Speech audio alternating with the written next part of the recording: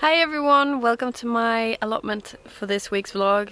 It is evening, Friday, and it is lovely. It actually feels like summer now. So we've had so much rain. It's like raining every day and it's heavy showers, I'd say. I haven't had to water anything for like, I don't even know how long.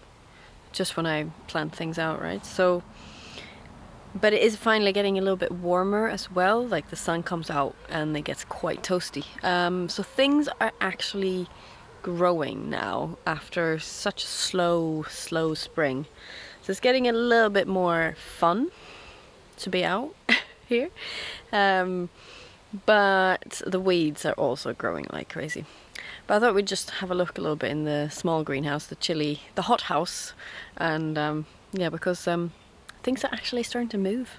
First of all, my little sunflower planter with the lobelia at the front is starting to look quite nice, and yeah, we're soon gonna have some flowers here, so we'll see what it looks like. I got a few, so this is a mixed dwarf at the front here, and obviously 3 of them are very small, and then 2 of them are medium, and then there's some a bit taller at the back. So it has sort of worked out. We'll see what the colors will do.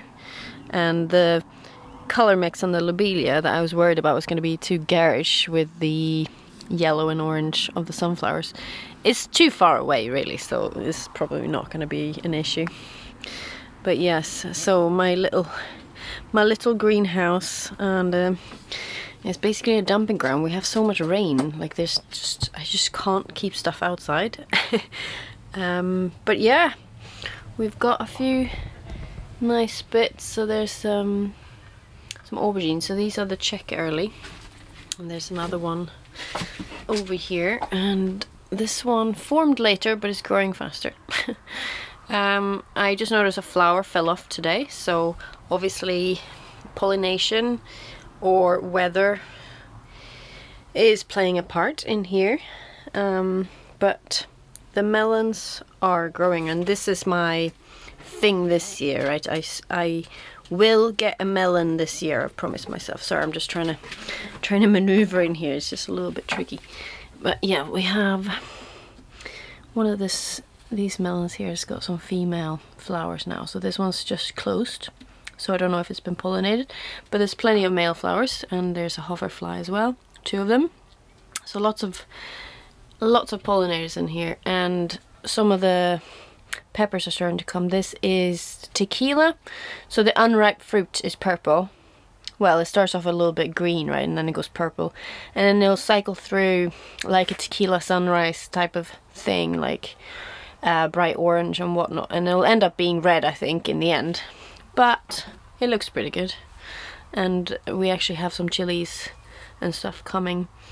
And I harvested some of the Nigel's outdoor chili, because the green ones there turn red when they're ripe, and also some padron peppers from next to it there. But yes, yeah, so we are getting somewhere. I am regretting planting this nasturtium so close to this pepper though, like, because this is a dwarf nasturtium, right? But because it's inside the greenhouse, it's gonna grow massive. But yeah, I'm pretty happy in here.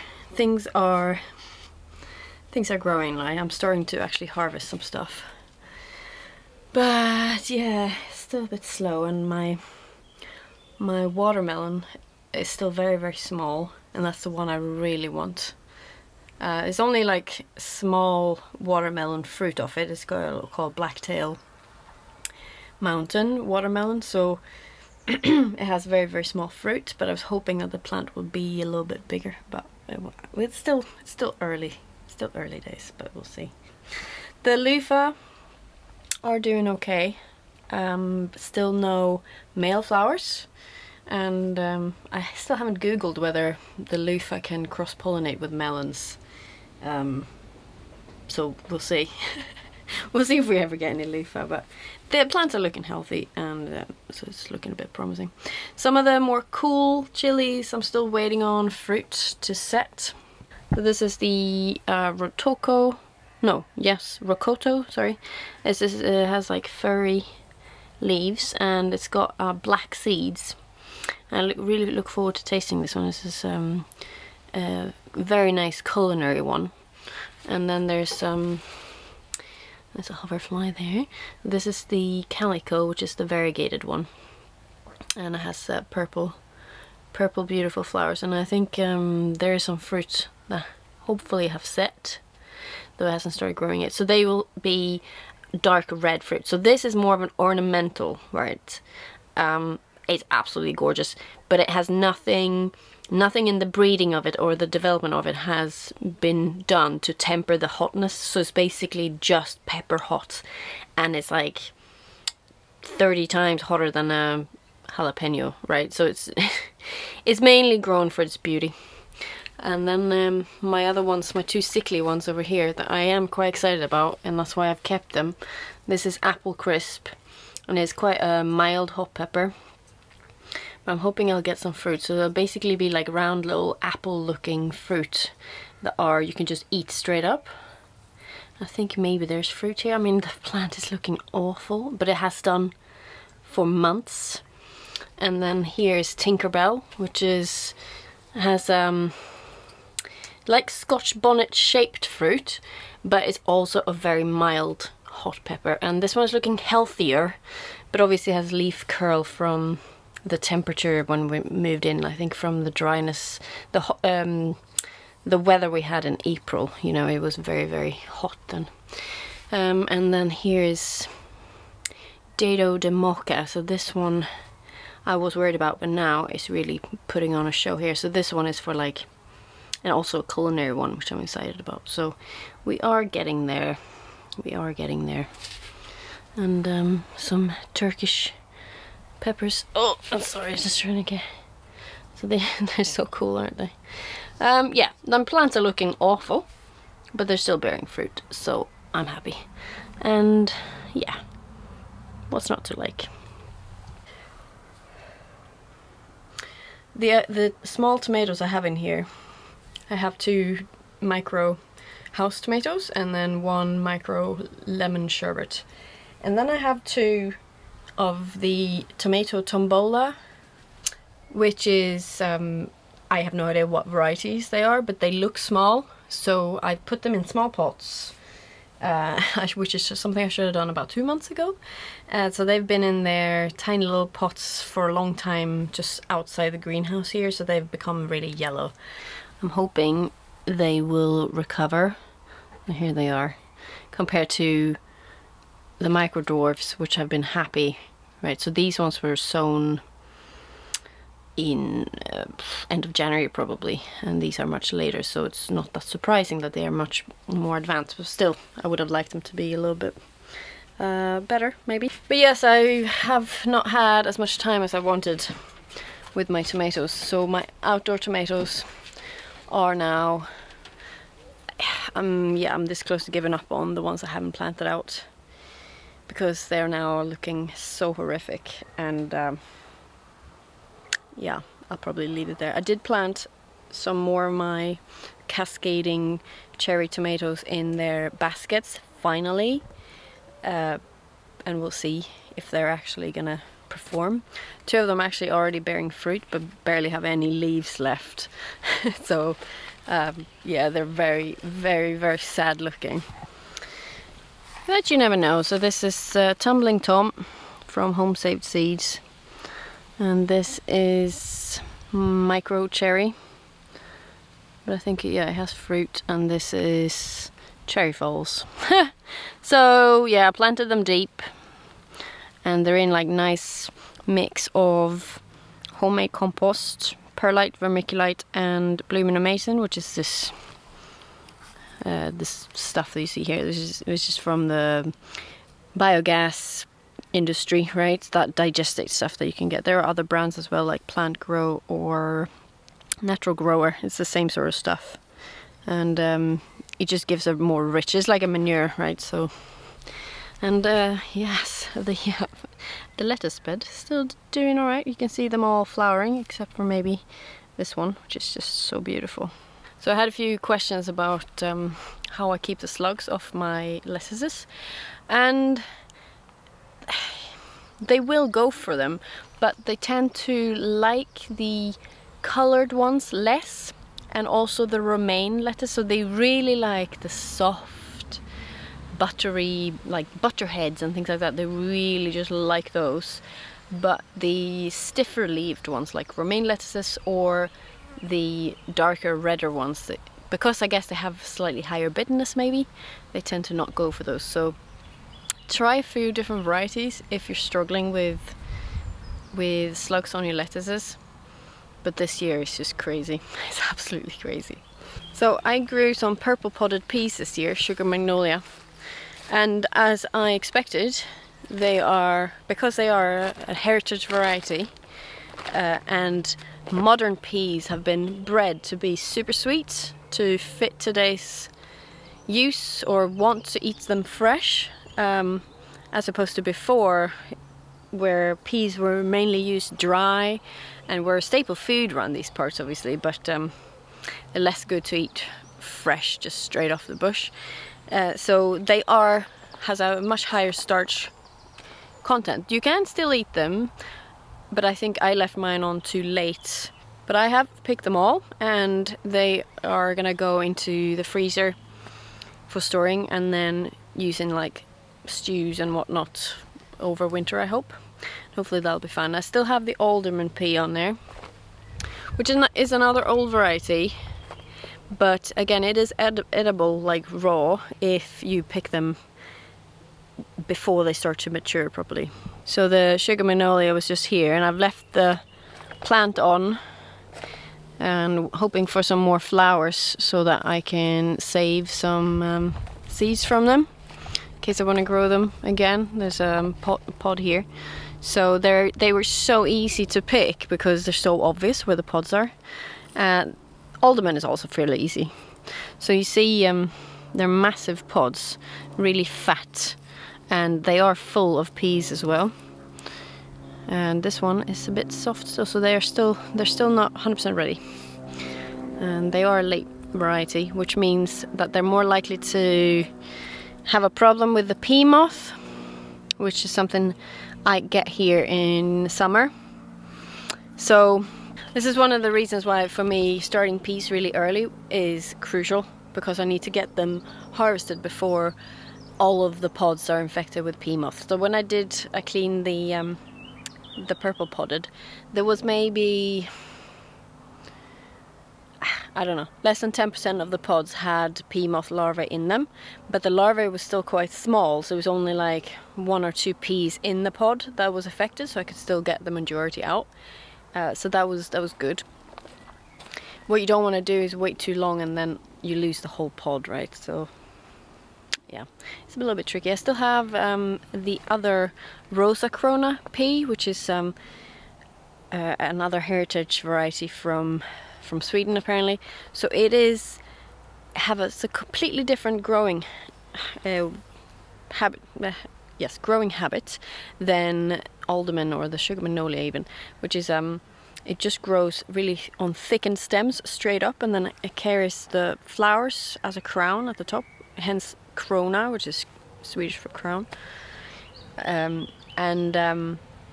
So this is apparently how most peas were back in the day. But again, I'm thinking that these will also be very high starch. The ones I've tried so far have been. So it might also be for storing and using in cooked dishes later in the year. But it is so pretty just to grow for the flowers. So that's an ornamental almost. So I'm tempted to do that. So here they are now. So this is a medium height one. And the pods are quite small, as you can see. So it's more like an older variety, and you can see the thickness of the main stem. So it just grows straight up like that and has all the peas at the top. So it's good if you're a gardener with maybe some disabilities or whatever, and you want to know exactly where the peas are. One of these would be a good variety to grow, because it just makes life easier picking, because you know there's not going to be many at the bottom. But wow, the rain has really done wonders for the beetroot. There's just so many in here now. This is from April sowing, I believe. So we got golden, touchstone gold. This is the chioggia, the candy stripe one. This will be, yeah, this will be cylindra, which is like pointed one. And then, oh yes, another row of that. And this will be Boltardy. So got a lot of beets. Lot of beets to eat soon. So I'm growing a few different varieties of sweet corn, and they're starting to take off now with all this rain. And I've gone for the Two Sisters here. I've never tried this before because to me it just, I'm not 100% sure how it would work. It feels like it would be, you'd probably still get a great corn because they don't really mind, but could you not maximize your beans growing them up their own structure? I'm not so sure, we'll see. So, but I've tried it. See if I can save some space. I probably should have grown the corn maybe a little bit further apart, and I wasn't sure how you do it with the beans, you know, how many can you squeeze in there. So it's a bit of a trial this year, but it looks good so far. Sadly, the slugs are loving it too, so I'm having to be out here every night just checking on them. And yeah, this one's already been munched, but the growing tip survived, so it's coming back. These corn here are suffering because of the grass, so I should have been mulching this as opposed to the brothers, which are over here, which are much taller. So but yeah, we're getting there. So this is the munch too, and they're just going insane. But the squash are loving it in this black mulch, which I'm really happy about. So I'm growing two plants of the giant pumpkin, the Pacific giant pumpkin this year. Last year was a disaster. My plant just was not setting fruit. I think because the summer was pretty crappy. We still haven't seen if the summer will be good enough for giant pumpkins, and I planted them out a bit late for, well, yeah, all I need is a big pumpkin for Halloween, and then I'll be happy. So I've got two plants this year just in case. And so far they're looking very good. But last year I lost, they grew like quite large, like football size, and the first one that got to that size developed a fault line along it, like it started rotting along the pumpkin, and then it just died, right? And then I finally got one to grow beyond that, and then a child was running around the allotments. We have a right of way here, so you get kids, and if their parents don't know how their kids should behave on allotments, it can be a little bit problematic. And if you have a nice large pumpkin right next to the path and they want to run up and pat it, yeah, so he tripped and landed teeth first in my pumpkin, and at first I thought, oh, he might be okay, but yeah, so it started rotting slowly but surely, started rotting from those teeth indentations in my giant pumpkin. So that one stopped growing too, but it was it got to be like maybe 40 centimeter tall, and you know, it was good enough to make a minion. So it started rotting like a round hole, so I made that into the eye of the minion for Halloween, so it was okay. It was okay, I saved it, but I don't want that to happen again. Yeah, I want my giant pumpkins. But anyway, the squash are doing fine. Let's have a look at them. So I have a favor to ask you, as usual. If you like my videos, if you like this video, if you're finding it useful, entertaining, or if you learned something, if you could please give this video a thumbs up. It helps my videos spread to more viewers, because it tells YouTube that people like what I do. It's always nice to know, and it's also nice to get a bit more views on your videos, isn't it? So don't feel pressured. If you don't enjoy it, don't hit the thumbs up. But it's just a gentle reminder to show some encouragement for the YouTubers that you enjoy. You know, it's a very, very simple thing to do. Got two beds of squashes. The giant pumpkins are there, and they're starting to throw out some arms now, and most of them are doing that. They're looking very, very nice and lush. Loving this black mulch because it's nice and toasty. This is the Serpent of Sicily, which has those similar to Tromboncino, I'd say, maybe more familiar for people. This is Ujiki curry. So only one of those seeds germinated, so I've only got one plant this year, which is a shame because they're so fun to grow. But yes, ooh. This is Sweet Lightning. This is a butternut. This will be Thelma Sandra's sweet potato. This is the fig leaf gourd, or it has another name now, I can't remember, but yeah, it's beautiful, absolutely beautiful, and apparently super prolific, so we'll see how that goes. And this is a Crown Prince. And next to it are my yellow Mangetout. The structure fell off, so basically I used seasoned wood and it snapped, sadly. So because of all the rain, it just got so heavy, I guess, and put that strain on. So I've learned that now. I learned that lesson. Don't use seasoned wood in your structures. I knew that anyway, but things you don't really, yeah, I guess I forgot how big these Mangetout plants get. But I'm really happy with this golden sweet Mangetout. A, they're super easy to find because of they're yellow, and B, they're tasty enough. Though I would say that Oregon Sugar Pod, my green Mangetout variety, is super sweet in comparison, but I can never find them early enough to pick them before they start developing peas. So then they're not so nice anymore. So that's the, I wish the golden ones were sweeter, because then that would be just perfect. Easy to find and super tasty. They're good enough, right? And if you only had those, you'd think that they were the tastiest you've ever had. But then you try an Oregon Sugar Pod and you realize, wow, okay, that's what a sweet Mangetout tastes like. But you know, it's so funny, the development of a sweet tooth with a drastic improvement of vegetables and fruit that we've had in modern times, just to get everything to be so sweet. Yeah, it's not good, is it? I think it takes away some of the nutritional value from things. Anyway, let's continue.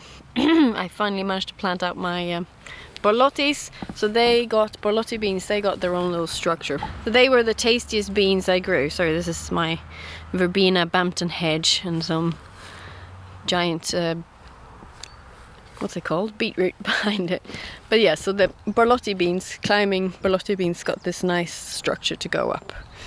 So yeah, I'm happy about that. So I had did a video, one of my vlogs, I complained that I'd killed my borlotti beans, right? From overwatering them. So my neighbor came through and gave me some more seeds. Oh, goodness. And I planted some crazy nasturtiums in the center here, so they apparently grow massive. They've been in their modules for way too long. This year I just don't have the time to do any of the planting out at the right times. But yeah, the potatoes are doing very well, I hope. They're looking well. You can't really tell from the size of them what the harvest is going to be like. I think the Charlotte, the second earliest, will be ready. And I just need to get around to it. Look at that, those clouds. I think we're gonna have some more rain tonight. What do you think? At least it's nice and warm. Anyway, you remember my mishap with the carrots last vlog? All the slugs had just eaten every single one. No, I had 5 seedlings left of all the carrots I sown. But yes, I re-sowed and they're all up now. It's one thing for sowing in July. Things grow really, really quickly. So let's have a look at them. So in front here are my glass gem corn. I'm gonna interplant a bit more with beans here, I think. Maybe some more dwarfs. But yes, can you see that? Can you see the green haze? Those are carrot seedlings. So obviously I sowed them really thickly now, so that I would get enough carrots. And it's obviously, they're all coming up. It's gonna be good.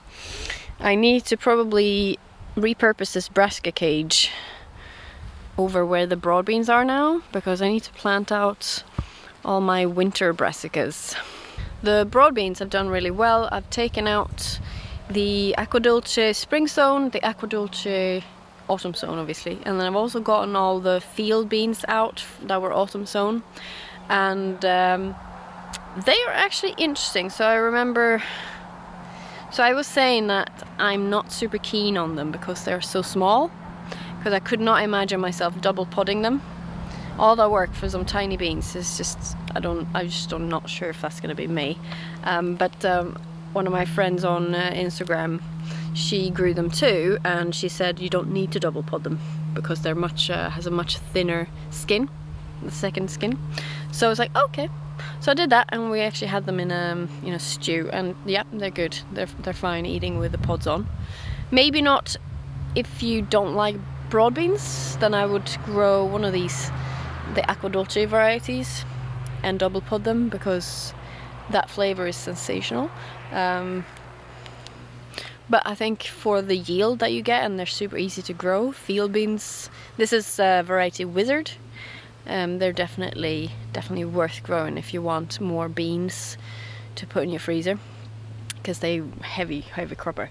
But I have a few varieties left which are later cropping broad beans and another lot of field beans. So I got a few more. I did squeeze some of these ones. Some of them are a little bit, nah, okay, they're probably ready. They're so beautiful, aren't they? All shiny. The plants are starting to die, and up here you can see there's infestations here. But as long as I get these big ones at the bottom, I'm happy. And once they are gone, this is going to be the bed for my Brussels sprouts and kalettes and whatnot. In here are the calabrese, some of the calabrese, and I've done the main harvest. Sorry, I should really lift this, but can I be bothered? No.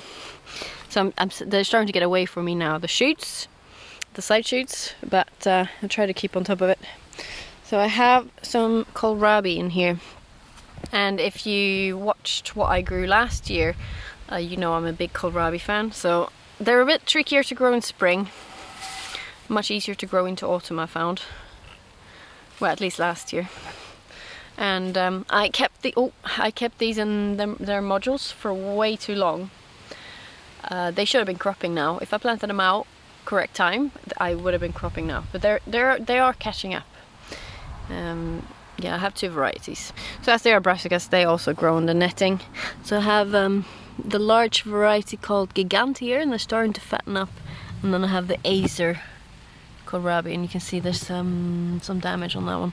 But the Gigant is my absolute favorite, and that's because it grows massive, but it stays really tender, whilst the Azur just goes, if you harvest it beyond this size, it's just not edible. Whilst the Gigant you can leave to grow as large as you want, and it's still completely fine in the center as long as you peel off the outer skin. Obviously you should always peel the outer skin, but still, it's just amazing. Gigant, if you like kohlrabi, that's the one to grow. Azur is pretty as hell, but you know, pretty isn't everything, is it? It's all about taste, really. So yeah, Gigant is my one tip if you like kohlrabi. So I've got all my brassicas for winter sitting in trays, and I have my lettuce ready as well, almost to be planted out, and my summer sown fennel. So yeah, it's gonna be a good end of the year, I think. Hopefully better than the beginning of the year, because the plantings out just were so awful. But the seedlings are looking really good. I've got some leaf miner damage on that one. So these are the Asturian tree cabbage, which I've never grown before, and I actually have no idea how large they are. Got some aphids attack on these ones, and otherwise there's like sprouts and some more red cabbages and things like that. I think there was Savoy cabbage, yeah, as well. So some cabbages for winter. There are the lettuces and the fennel, and I've grown quite a large number of these mixed bag of lettuces because they were so much fun. You never know what varieties they are. Oh, this is my neighbors. And here are all the other brassicas. So lots of the kales. This is Aztec broccoli, which I've never grown before either. We'll see how they get on. But yeah, red Russian kale, and then black magic like a cavolo. And then I have more kohlrabis, and this will be the purple sprouting broccoli and the marathon calabrese, which are my favorite. And then I have mixed kalettes and broccoli, which I quite enjoyed. And here are some asparagus kale, which were so tasty last year. So you don't actually grow them for the leaves like a normal kale, you grow them for the flowering shoots next spring. And I don't really, yes, it looks quite different from the purple sprouting broccoli, but it's the same sort of idea. So I don't really know why this one's called a kale and that one's called a broccoli. I mean, they're also closely related, but it's sort of the same thing, right? And then we have a lot of swede, because I love swede, and it was such a tasty veg, and it keeps so well in the ground, you can just leave it in the ground. And then I have a lot of cauliflower. Cauliflower is my nemesis, and I bought some new seed this year, which are white, and these are like a mixed. And yeah, looks like I've already lost one there. Will I have some cauliflower this year? I got one last year. Beautiful one, beautiful purple one, but still just one. So so you might remember I have had grand plans for growing lots and lots and lots of dahlias in my flower mound this year. But the slugs, as I mentioned last week, are just insane there. They're going insane, and there's no way I can plant my dahlias there, because they will just get eaten immediately. So they're still in pots, and I will put a few of them in the garden because we now have a bit of space there. They might not stay there permanently. I might put them out on the allotment flower mound next year, but at least this year they can grow there. And then the rest of them will grow just like the squash. They'll grow in I have two more black mulched paths, and the dahlias can grow through holes there. It's not slug free by any means, but it's a bit more easy to keep track of in the flower mound. It's just too much vegetation in there. The slugs can just hide, so there's no way I can keep on top of them. And I guess it will brighten up my veg patch. It's not what I intended to do, but I think it will work. Have you seen my Kong sunflower? It's the one I got traded for a luffa seedling. So I didn't actually grow it myself from seed, but it is my largest sunflower. So that's saying something. I cannot grow large sunflowers, basically. But yeah, so that's the plan for the dahlias. I also have a bit of bad news for some of my dahlias. I'll show you. So yeah, the dahlias are still in pots, and they're obviously starting to suffer because they should have been planted out. So these are the white dahlias I got from my plot neighbor Tom. He just split his big tuber that he's got growing. He never lifts it. But I discovered that they have crown gall, which isn't that surprising, I guess, with such an old, congested lump of dahlia. So this kind of distorted, deformed growth on a dahlia tuber is not healthy, and it's a bacterial infection. And if I planted that out in the ground, it would spread through slug damage from one plant to another. And yeah, so they're in isolation over here, and I probably need to, you should not compost it. You should give it to your green waste or burn it. So it's a shame. So, because one of them has it, I think all of them have it. So that's one way you can identify crown gall. The other way, which is more upsetting, is this is a bought tuber. And creme de cassis, the one I was most excited about, I actually bought from my mother, and this is another one. This growth is also a sign of crown gall. Yeah, so that's really sad. So I need to contact the company and get a refund, because that's never gonna do, is it? And I need to find another tuber of this for next year for my mum. But such is life. Such is life. Let's go have a look at the tomatoes. Yes, I'm slowly getting to the point where it's almost tomato time, right? In the big house. So I'm going into the tomato greenhouse now. Still got all the garlic drying, but you can see it's gone from having mostly green to being yellow and brown. So it's almost time to plate them. I think the first lot I pulled I can probably plate up now. And that's a good thing, because the tomatoes are getting tall. Yeah, so the tomatoes are growing really well in here. The stuff below, I'm not sure they're gonna do very well because the height of the tomatoes, the massive width of the tomatoes. But the melons in here, and finally also the cucumbers, are starting to grow. Take this off. And starting to climb now, so that's good. And I've also got some chilies of some of these. And I think I have my first cucumber. This is Cassandra. It's an F1 variety. And yeah, it's gonna grow up here and then along there, because the tomatoes will be taller, and by that point I will probably have removed these lower leaves, so I should have enough sunlight. At least last year that worked very well. However, I made a little boo-boo. I was taking the suckers off the tomato plants, and I know you know it's best not to touch around the growing tip too close to it, because A, it's really sensitive, and if you put the wrong kind of pressure on there you risk breaking that off, or you mistake it for a sucker and you take the wrong tip off. And yeah, that happened.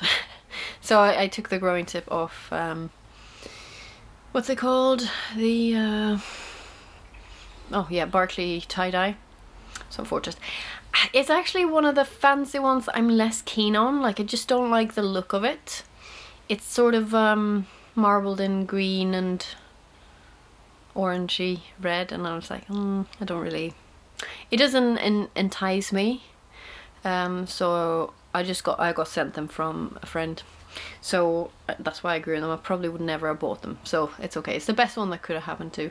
If it was my orange banana, I would have been very pissed off. But yes, I don't know if you remember, but I talked about my comparison between Sunviva and Sungold, and had a bit of a closer inspection, and it's possible. So they're very similar, golden cherry tomatoes. One is an F1 variety, right, Sungold, that everyone knows. Sunviva is supposedly a rival, very similar in look and apparently flavor, but it is an open pollinated, so you can save your seeds. And I'm doing a little bit of a side-by-side comparison to see how they do, you know. So these are the two. So as I observed last time, the Sungold is that tall, whilst in Sunviva is, you know, double the height. But I think the trusses on the Sungold are closer together. There's less space between them, which I know is one of the traits of the Sungold, that they've bred into it. So that is a positive on that point, but it is growing slower, which is not something I remember from last year. If you look at the one, this is another, it's a chocolate cherry, and it's also taller than the Sungold. So I don't know, it's just this plant is very slow. But yes, so we are getting very close to tasting some fruit if we get some more sunny weather. This poor Rosella tomato is feeling it being this close to the door, I think. It's a little bit colder here for it, unfortunately. But yeah, so I'm growing this Millefleur variety this year. One of these with the ginormous trusses, right? So the flowers are starting to come through, but you look at that. I mean, if you grow these varieties, you don't need to have more than one plant, or two maybe. Like, the trusses are insane. So from, as I understand it, centiflora varieties, which means just hundreds of flowers, are a new type of tomato. So it's different from the regular beefsteak or cherry or normal sized tomato, right? It's a different type. So it comes up with lots and lots of smaller than cherry, I would say, fruit on it, on the truss. But the key feature of them is the amount of flowers and fruit you get of each truss. So centiflora, hundreds of flowers. This variety is actually called millefleur, which is 1,000 flowers. So we'll see how many we get. So it's Barry's Crazy Cherry is another variety, which you might be more familiar with. So I don't really know what the difference is, as both of them are yellow, so they might be very, very similar. And yeah, but we are still a while away from fruit, which is a little bit upsetting. But we're getting there, and there's a lot of leaf going on in here. I've got a few blue or dark varieties of tomatoes this year, and I thought, for some reason, I thought they would be the latest to ripen or set fruit, but they're actually some of the earliest. And this is Blue Bio. I'm pretty excited about that one. And I have a Blue Fire, and I had Lucid Gem, and I have Black Beauty, and all these dark ones. So we'll see. There's all this hype about them, but the proof is in the taste, and yeah, we'll see how we get on with them. So this is a pepper, sweet pepper, called Purple Beauty, and it has deep purple, almost black fruit when ripe as well, so I'm pretty excited to try this one. I hope it grows bigger. The plant is looking healthy. It's actually one of the healthier ones in here, which I'm happy about. And this Chinese dragon tongue is also looking pretty good, and the fruit is starting to turn to red now, I'd say, which is good. So the chilies are producing fruit much sooner than last year, and that's all down to me sowing them in winter and then growing them under grow lights. Last year it was atrocious, absolutely atrocious, because the summer was so poor. So from my sowing in end of February, it just took them almost till August, September to fruit, which just isn't that much fun. You kind of want the chilies at the same time as the tomatoes, and now I'm actually getting the chilies before the tomatoes, which is interesting. But yeah, we're getting there. It's yeah, there'll be fruit in no time, I keep telling myself. The other thing that's growing pretty slowly are the basil, and partly because I planted them late, again, it's the same thing, and also because they are growing in the shade a little bit from the tomatoes, I think. So it was either not growing them at all or growing them where they are, so it's the best compromise I could do. I need to plan my greenhouse a bit better next year, and I already know this, and the problem is I'm growing way too many tomato varieties this year, so I'm gonna have to trim this back down next year, maybe only have like 10 plants instead of 21 in here, plus I don't know how many outside. So yeah, I need to streamline things next year, plant them out with proper spacings, and give enough light for the chili plants and the pepper plants and my basil. And that will be a much more efficient way to produce food. It is so tempting to cram in everything, but it is false economy, and yeah, it's just more work for you for less. More watering, more pruning, more tying in. So yeah, it's just doesn't make economic sense. So it will be better next year, I promise myself that. But we'll see how we get on. Anyway, is your greenhouse as crazy as mine? Let me know, and I will leave you there, and I will see you next week.